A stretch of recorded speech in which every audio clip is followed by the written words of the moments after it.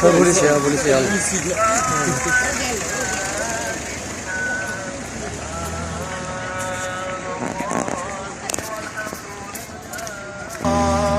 والحمد لله ولا إله إلا الله.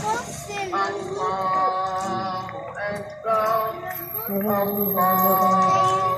أكبر الله أكبر لله الحمد.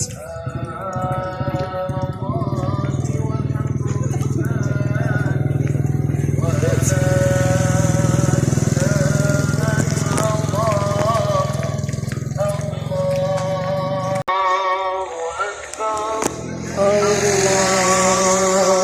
أكبر الله أكبر لله الحمد. الله أكبر الله أكبر الله أكبر ولله الحمد. ولا إله إلا الله.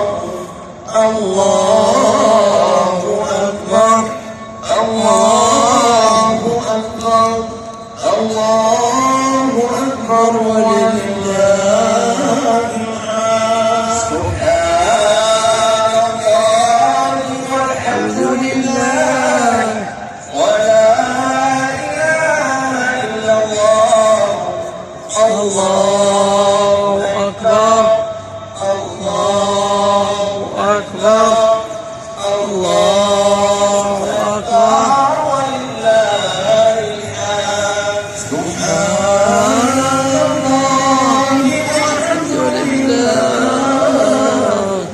ولا إله إلا الله. الله أكبر الله أكبر الله أكبر ولله الحمد.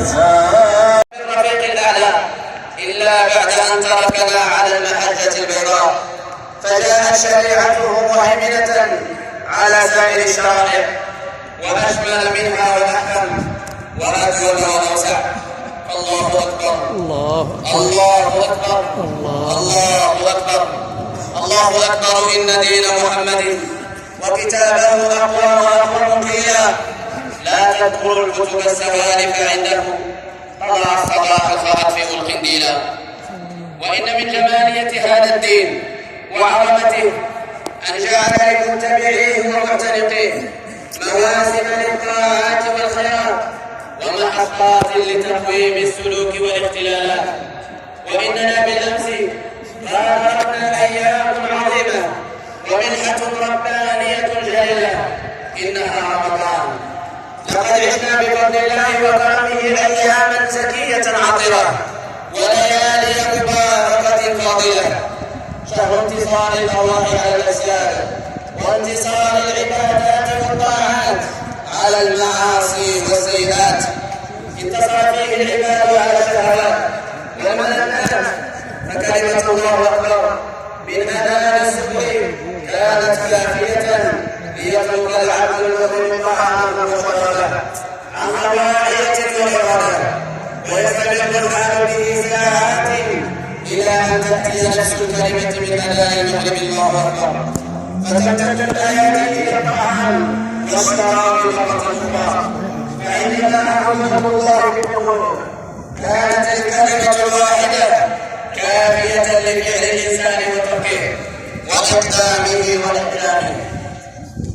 إنها إشارة معبرة تستحق التأمل، فلو اجتمعت دول العالم لتمنع الملايين من الناس في بيوتهم من الطعام في وقت محدد لما استطاعت وما أفلحت، لكنه الإيمان الصادق عندما تخالط بشاشته القلوب فيحدث أصحابه بقول القائل: إذا ما خلوت الدهر يوما فلا تقل خلوت ولكن قل علي رقيب، ولا تحسبن الله يأخذ ساعة ولا أن ما يخفى عليه يغيب.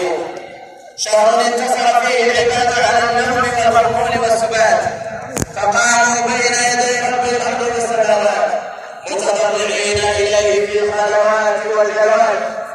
مغتنمين جل الأوقات، راكعين ساجدين، مهللين مكبرين، يستغفرون المغفرة والرحمات. الله أكبر، الله الله أكبر، الله أكبر.